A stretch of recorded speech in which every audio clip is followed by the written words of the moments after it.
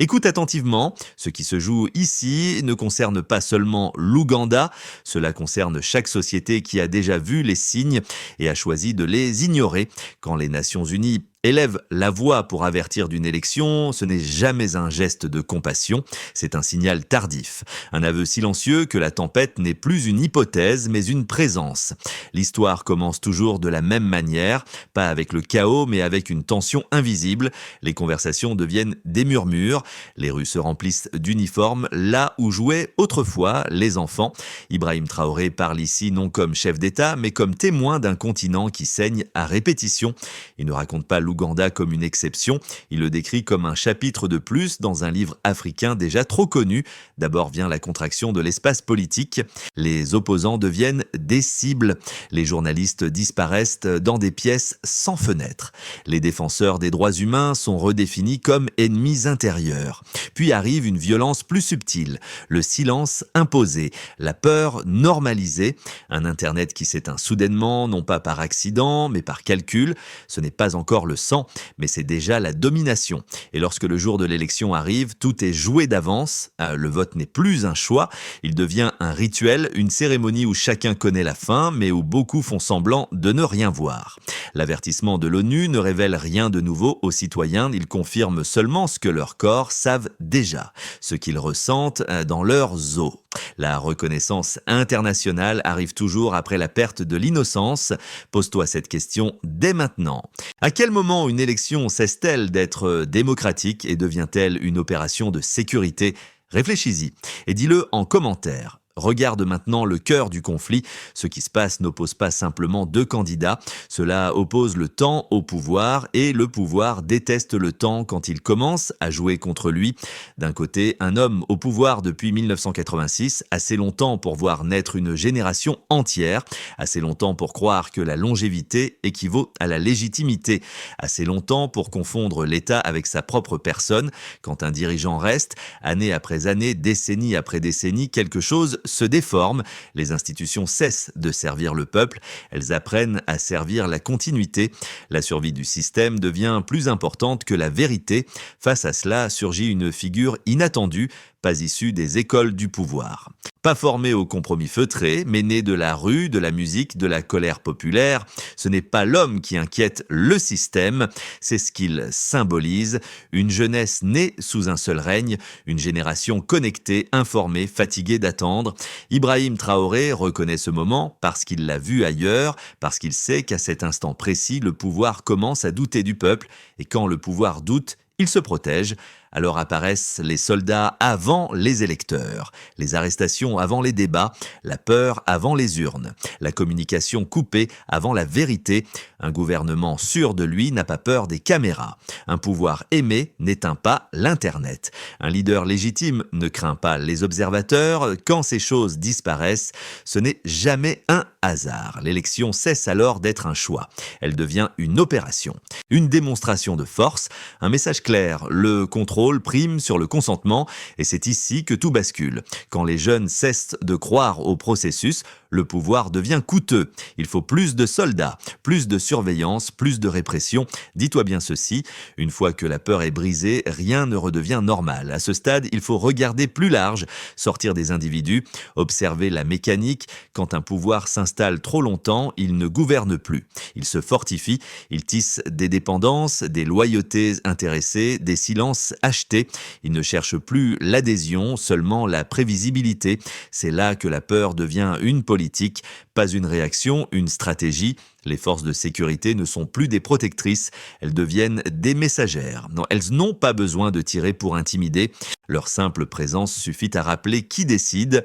Puis vient la censure, toujours justifiée, toujours temporaire, soi-disant, mais jamais innocente. Couper l'Internet, ce n'est pas empêcher le chaos, c'est empêcher la preuve, c'est empêcher les citoyens de confirmer que ce qu'ils vivent est réel, partagé, collectif, car un peuple isolé doute, un peuple connecté comprend, et un peuple qui comprend devient dangereux pour toute structure fondée sur le mensonge. Ibrahim Traoré ne décrit pas une dérive, il décrit une séquence, une suite logique que l'Afrique a déjà vécue encore et encore. Quand la légitimité s'effrite, le pouvoir devient paranoïaque, il confond critique et trahison. questions et complots, désaccords et ennemis. À ce moment-là, l'élection n'est plus un événement politique, c'est un test de contrôle social, un exercice de discipline collective, un avertissement déguisé en processus démocratique. Et c'est précisément là que le danger augmente, non pas à cause de l'opposition, mais à cause de l'enfermement du système sur lui-même, un système qui ne peut plus reculer, qui ne peut plus négocier, qui ne peut plus perdre sans s'effondrer. Pose-toi cette question essentielle. Si le pouvoir est certain de gagner, pourquoi tant de peur, pourquoi tant d'armes, pourquoi tant de silence imposé? Réponds-y honnêtement et partage ton analyse. Parce que ce moment ne concerne pas seulement l'Ouganda. Il parle de chaque société où le pouvoir refuse d'imaginer l'après, où l'avenir est perçu comme une menace, où le changement devient plus effrayant que l'injustice. Et quand un système en arrive là, ce ne sont plus les urnes qui décident, ce sont les conséquences. C'est ici que la crise dépasse le cadre national. Parce qu'aucun système verrouillé ne s'effondre en silence, il entraîne toujours quelque chose avec lui, des vies, des institutions, des générations. Quand un régime devient permanent, il cesse d'avoir une sortie de secours. Tout changement ressemble à une menace existentielle. Chaque élection devient un pari dangereux, chaque transition un potentiel champ de ruines. Ce n'est plus seulement un homme qui s'accroche au pouvoir, c'est un réseau entier qui dépend de sa survie. Une économie de loyauté, des carrières bâties sur la continuité, des secrets qui ne peuvent pas supporter la lumière. À ce stade, la question « pourquoi ne pas se retirer ?» devient naïve, parce que partir ne signifie pas simplement céder un fauteuil. Partir, c'est exposer des failles, c'est ouvrir des archives, c'est perdre des protections. Alors le système durcit, il ne réforme pas, il résiste. Les forces armées deviennent des piliers politiques. Les institutions se figent autour d'un nom, les partenaires étrangers privilégient la stabilité apparente à la justice réelle. La prévisibilité vaut plus que la démocratie, mais cette stabilité est une illusion coûteuse, car plus un pouvoir se défend, plus il s'éloigne de la population, et plus il s'éloigne, plus il doit investir dans la peur. À ce moment précis, le conflit change de nature, ce n'est plus une lutte électorale. C'est un affrontement entre deux temporalité. D'un côté, un système lent, lourd, figé dans le passé. De l'autre, une jeunesse rapide, connectée, impatiente. Une génération qui ne demande plus la permission d'espérer. C'est cette collision qui rend tout si instable. Parce que la jeunesse n'a plus peur de perdre ce qu'elle n'a jamais eu. Et parce que le pouvoir a trop à perdre pour accepter l'inconnu, alors chaque geste devient excessif, chaque décision radicale, chaque silence suspect. Et l'histoire nous l'a déjà appris. Quand un régime commence à gouverner par anticipation de sa propre chute, il crée exactement les conditions de cette chute. La vraie question n'est plus qui va gagner. La vraie question est combien de tensions un pays peut-il absorber avant de se fissurer? Réfléchis à cela parce que ce moment est un carrefour. Et aucun carrefour n'est jamais neutre. C'est maintenant que tout devient plus dangereux parce que le pays entre dans la zone que l'histoire connaît trop bien, la zone de l'après, l'après-peur, l'après-innocence, l'après-illusion. Quoi qu'il arrive le jour du vote, rien ne reviendra à l'état d'avant, même une victoire officielle ne rétablit pas la confiance. Même une annonce calme ne dissout pas le doute. Une fois que la légitimité est fissurée, elle ne se répare pas avec des chiffres. Si le pouvoir se maintient, il devra se maintenir autrement. Avec plus de contrôle, plus de surveillance, plus de coercition, déguisée en sécurité, gouverner devient alors un exercice coûteux. Chaque manifestation potentielle exige des forces déployées. Chaque mot critique demande une réponse. Chaque silence devient une menace à anticiper.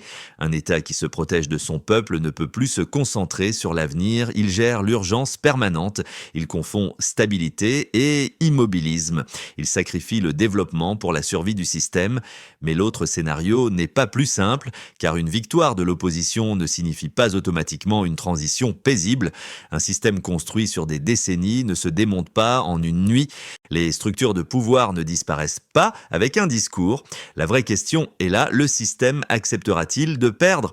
ou tentera-t-il de se défendre contre le verdict populaire? C'est dans ces moments que les armées hésitent, que les loyautés sont testées, que les réseaux d'intérêt cherchent à préserver leurs avantages et que l'incertitude devient le terrain le plus fertile pour la violence. L'histoire africaine est claire sur ce point. Les transitions sont rarement dangereuses à cause du changement, elles le deviennent à cause de la résistance au changement. C'est pour cela que ce moment dépasse largement les frontières, parce que partout sur le continent, une même question circule. Combien de temps un pouvoir peut-il durer avant de devenir un obstacle au pays lui-même? La jeunesse observe, elle compare, elle apprend, elle voit des dirigeants qui parlent de stabilité pendant que les opportunités disparaissent. Elle entend des discours sur la patience pendant que les richesses se concentrent et elle comprend que le temps n'est pas neutre. Il favorise toujours celui qui est déjà en place. C'est ici que la lutte change de forme. Elle n'est plus seulement politique. Elle devient générationnelle, une génération qui refuse d'hériter du silence, qui refuse d'accepter que l'attente soit une vertu, qui refuse de croire que l'alternance est un danger, et c'est cela qui inquiète le plus les systèmes figés, pas un candidat, pas un parti, mais une conscience collective qui ne recule plus. Pose-toi cette question essentielle. Un pays peut-il avancer quand son avenir est constamment reporté? Dis-le, débat-en, parce que ce qui se joue ici, ce n'est pas seulement un scrutin, c'est la capacité d'une société à imaginer demain sans demander la permission à hier. Et quand cette capacité apparaît, aucune force ne peut l'effacer complètement. C'est ici que le regard doit se déplacer vers la jeunesse, pas comme une foule émotionnelle, mais comme une force historique en formation. Cette génération n'a pas connu l'alternance, elle n'a pas connu le doute du pouvoir, elle a grandi dans un paysage figé où le futur semblait toujours repoussé à plus tard, et pourtant elle est différente, connectée, comparative, capable de voir en temps réel ce qui est possible ailleurs. Ibrahim Traoré comprend cette fracture parce qu'il sait que le pouvoir peut contenir la colère, mais qu'il ne sait pas contenir la conscience. Quand les jeunes cessent de croire aux promesses, ils ne deviennent pas apathiques, ils deviennent stratégiques. Ils observent, documentent, mémorisent. C'est pour cela que le système a peur, pas de la violence immédiate, mais de la persistance. Une génération qui ne se disperse pas après une défaite, qui ne disparaît pas après une répression, qui comprend que le temps peut aussi jouer contre le pouvoir. C'est à ce moment que les dirigeants commettent souvent la même erreur. Ils pensent que l'usure affaiblit la contestation. En réalité, elle l'endurcit. Chaque arrestation devient une leçon. Chaque coupure d'Internet, une preuve. Chaque mensonge officiel, un rappel. La jeunesse apprend que le système ne tombera pas par un événement unique, mais par accumulation de contradictions, accumulation de coups, accumulation de fatigue. C'est ici que la lutte cesse d'être spectaculaire. Elle devient silencieuse, organisationnelle, longue, et c'est précisément ce type de lutte que les régimes figés ne savent pas gérer. Parce qu'ils sont conçus pour écraser des révoltes visibles, pas pour survivre à une érosion constante de légitimité. Un pouvoir peut survivre à une manifestation, il peut survivre à une élection contestée, mais il survit rarement à une génération qui cesse d'y croire durablement. C'est là que le futur commence à peser plus lourd que le présent. Chaque année supplémentaire au pouvoir exige plus d'efforts, plus de concessions, plus de répression, et tôt ou tard le calcul change, le coût de rester dépasse le coût de partir, mais ce moment n'arrive jamais sans tension. C'est pour cela que la discipline est cruciale. Pas la discipline imposée, la discipline collective, ne pas se retourner les uns contre les autres, ne pas transformer la frustration en autodestruction, ne pas offrir au système le chaos qu'il sait gérer, car l'histoire est cruelle sur ce point. Quand la jeunesse se divise, le pouvoir respire. Quand elle reste unie, même silencieusement, le pouvoir s'épuise. Ce combat n'est pas une course, c'est une endurance. Et ceux qui gagnent ne sont pas toujours ceux qui crient le plus fort, mais ceux qui tiennent le plus longtemps. Il reste une illusion dangereuse à déconstruire, celle qui dit que tout se joue en un seul jour, une date, un résultat, un nom proclamé. C'est faux. Les élections ne sont jamais des fins, elles sont des révélateurs. Elles montrent ce qui était déjà là, sous la surface. Les fractures, les peurs, les déséquilibres. Peu importe l'issue officielle, une chose est irréversible. Le doute s'est installé et le doute est l'ennemi le plus coûteux du pouvoir. Quand un peuple commence à questionner la légitimité, chaque décision devient suspecte. Chaque ordre est discuté, chaque silence est interprété. C'est là que les systèmes anciens s'enferment dans une spirale. Ils tentent de restaurer l'autorité par la force, mais la force ne crée jamais la croyance, elle ne fait que retarder l'échéance. Ibrahim Traoré le sait, parce que l'histoire du continent l'a enseigné durement, les régimes qui durent trop longtemps finissent toujours par gouverner contre le futur, ils consomment l'avenir pour préserver le présent, et ce choix a un prix économique, un prix social, un prix humain. Plus le pouvoir se crispe, plus il dépend de structures rigides, plus il dépend de ces structures, moins il peut s'adapter, et moins il s'adapte, plus il devient fragile. C'est un paradoxe cruel, ce qui semblait être une forteresse devient une prison pour ceux qui gouvernent, comme pour ceux qui sont gouvernés. C'est ici que la responsabilité collective entre en jeu. Pas celle des leaders seulement, mais celle des citoyens, surtout des jeunes. Refuser la manipulation, refuser la haine horizontale, refuser de transformer la frustration politique en conflit social, car c'est exactement ce que les systèmes bloqués attendent, que la colère se retourne vers l'intérieur, que les voisins deviennent des ennemis, que le chaos justifie le contrôle. Arrête-toi un instant, pose-toi cette question: à qui profite vraiment la division? Si tu veux répondre, fais-le maintenant, parce que cette réflexion n'est pas abstraite, elle façonne les jours qui viennent. L'avenir ne sera pas décidé par un discours, ni par une annonce officielle, mais par la capacité d'une société à rester lucide quand la pression monte, et c'est dans cette lucidité que réside la vraie rupture, et maintenant tout converge vers une seule responsabilité, pas celle d'un homme, pas celle d'un parti, mais celle d'un peuple face à l'histoire. L'histoire n'enregistre pas les intentions, elle enregistre les actes. Elle ne se souvient pas de ce que l'on espérait, mais de ce que l'on a accepté, toléré ou refusé. Ce moment n'est pas seulement une épreuve politique, c'est un test moral, un test de maturité collective, un test de mémoire, car les générations futures ne demanderont pas qui a gagné, elles demanderont comment le pays a traversé la tempête, elles demanderont si la peur a divisé ou si la lucidité a tenu. Ibrahim Traoré disparaît ici comme figure centrale, parce que l'essentiel n'est plus la voix qui alerte, mais les consciences qui entendent. À ce stade, le message n'appartient plus à celui qui parle, mais à ceux qui agissent. Aucune oppression n'est éternelle, aucune stabilité fondée sur la peur ne dure, aucun système n'échappe indéfiniment à la réalité.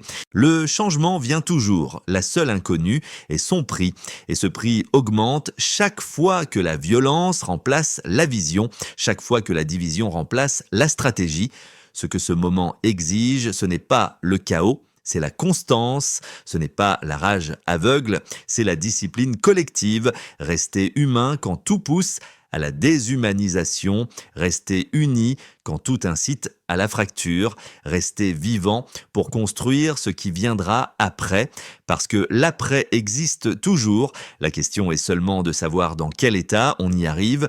L'Afrique n'a pas besoin de héros éternels, elle a besoin de cycles brisés, de transmissions pacifiées et de peuples qui refusent de léguer la peur à leurs enfants. Ce moment passera, mais ce que vous en ferez restera.